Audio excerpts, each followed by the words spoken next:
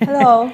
It's nice to meet you, girls. Yeah, it's lovely nice to meet you. It's nice to see you in Warsaw. Finally. Yes, we're here. Yeah. We're here. So for me, this season is not only about love, but female friendship too. How edifying it can be and how destructive can be. How do you feel about this? I think one of the things I love about this show is that it foregrounds women's stories. Yeah. And so in those stories, you get all the complexities of relationship.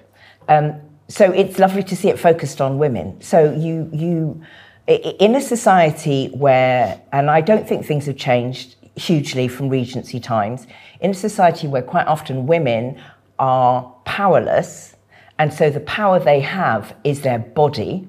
Mm-hmm. That body is often used to compete against other women. Mm-hmm. And so when you find the spaces where women engage with each other, not in that way, in the ways that are about their heart and their intelligence and their curiosity and their love of life and enjoying someone else's mind, I think those friendships are beautiful. And so that's what's so heartbreaking in this season about Penelope and Eloise's break in friendship, because their friendship has always been, to me, I'm speaking for your character. For me, it feels like it's always been women coming together at a soul, intellectual and spiritual level. Yeah. Where you just go, you're a person. I'm not interested in your body. I'm interested in your heart, your soul and your mind.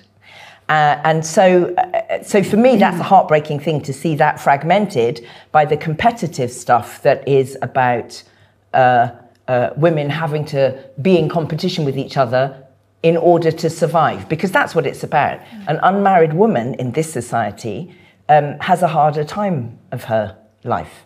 And then I think when I think about Lady Danbury, I think she understands that. And so where people say, oh, Lady Danbury's meddling, I don't think she's doing that. She's trying to protect women so that when they have a relationship that can develop into a marriage, it's based on something that they will be able to live with, that they will have a rich life where they can be with someone who values all of who they are, not just their...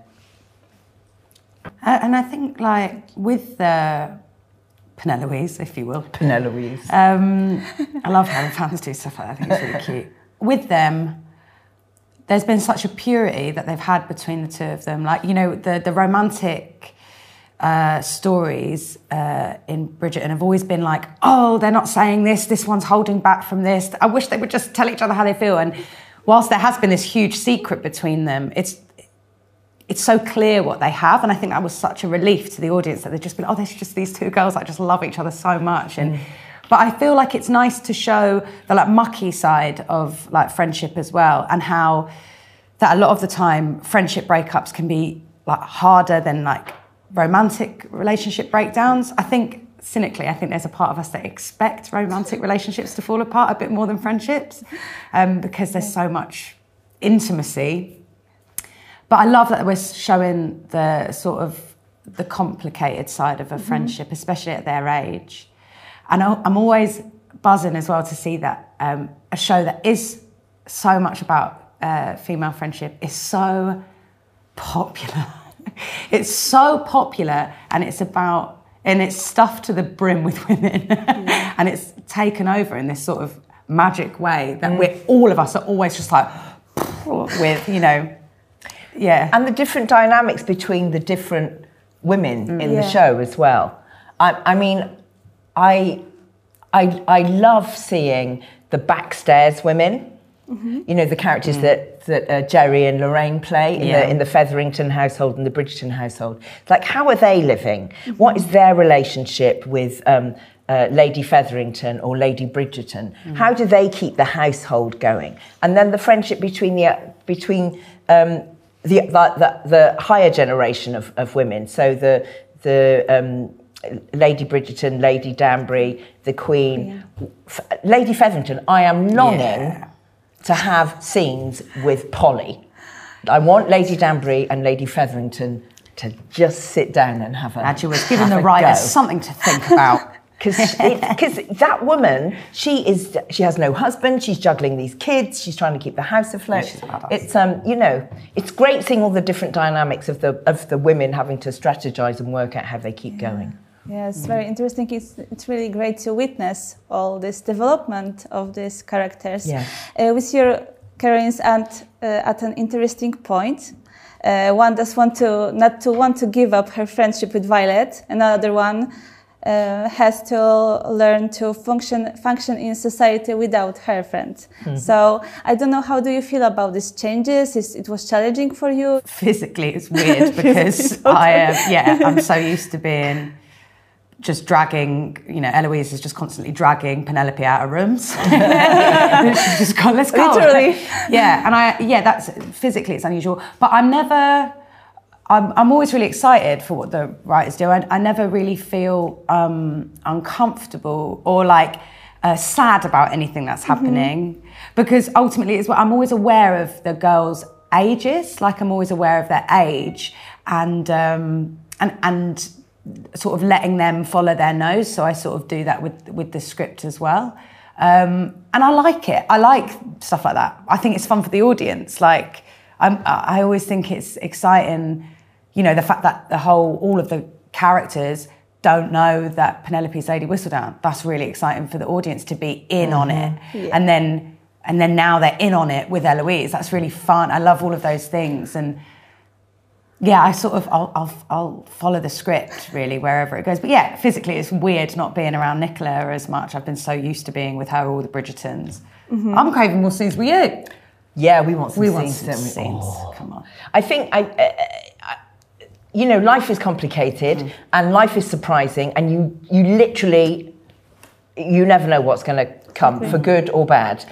And so having scripts that sort of do a roller coaster with you is good. Yeah. It's challenging as an actor. It's great fun as an actor. When you get stuff that you think you're going like this and suddenly you're like, so I have that when my sibling turns up from nowhere and is kind of getting in the way of my friends. So there's all that kind of hang on a minute. So it's just fun, isn't it? Because no 2 days are ever alike in your life, and so with the show. And Lady Danbury killing look at her brother no. Don't come and mess up my parade, boys. Exactly. Yeah. In my opinion, Lady Danbury and Eloise are true feminists. What lessons of femininity did they teach you? So what I think Shondaland does so well with the scripts is sort of it's really skillfully, feminism's really skillfully peppered throughout the show, whether it's the boys not really wanting their title or, Benedict trying to figure out what it means to be the second boy. Do you know what I mean? All of these things. Or, I just think Eloise holds, and maybe in Lady Danbury, hold the megaphone a bit. Do you know what I mean? They're just the ones that you can, I think they just seems more explicit, if you will. But I actually think it's throughout the show, it's proven how the patriarchy ain't working for anyone, even the people it looks like it's working for. Always.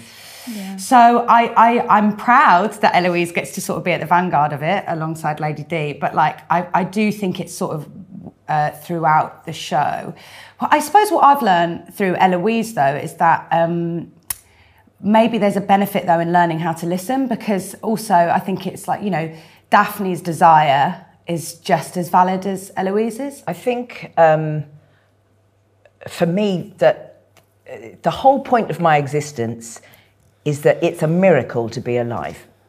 We're on a burning ball of gas in the middle of a massive solar system, and yet we can look at the beauty of nature, and we can think about how lovely our clothes are, or listen to birds. So life is a miracle, and I want everybody to be able to engage fully in the miracle of it. And so I think, whatever sort of woman you want to be, if you have the freedom to choose that, that's the thing that we want. So, you can be women like Eloise or Lady Danbury, or you can be, as you say, a Daphne or whatever sort of woman. But it's about if you have the choice to do it. So for me, the thing about feminism that I think I share with Lady Danbury is, how do you travel through the world in a way that allows you to have as much choice in your life as possible? And how do you support other people who don't have choice into having more space to be the people they want to be? And you know, in many societies, it's about income, it's about gender, it can be about religion, it can be about race. There are so many, it can be about sexuality. There are so many things that get in the way of people's choice. So for me, feminism is just another way of saying, I'm here, I'm 100% a human being. I have so much to give and enjoy in this world. Please give me the space so that I can do that. I want that, and I want other people to be afforded that. And I think in the show, Eloise and Lady Danbury are just quite vocal in the choices they want for their own lives, and also saying to other women, but what would you like? What is your choice? And I think that's a lovely intersection of the narrative of the story and feminism as a thought. How do you feel about the internet comments about women in public? So many people say, write what they want to write about you actresses particularly. I'm not on social media, very actively not on social media. So you don't. Because I don't need to know what anyone's thinking at every given moment. I don't. And I don't think anyone needs to hear the inside of all of my brain as well. So I don't engage. I don't engage for the health of my brain. I'm cassette generation, so I find social media, it can be interesting, it can be informative, and it can also be malicious and destructive. So the world is. But you engage at whatever level works to your comfort. So I'm thrilled for people that find it helpful and useful. I tend not to. I'm interested in the thoughts and comments of people I love, know and care about. I'm interested that the show is beloved. I'm interested that people want to engage with our characters. That's fantastic. But I don't need to know what everybody in the world thinks about me.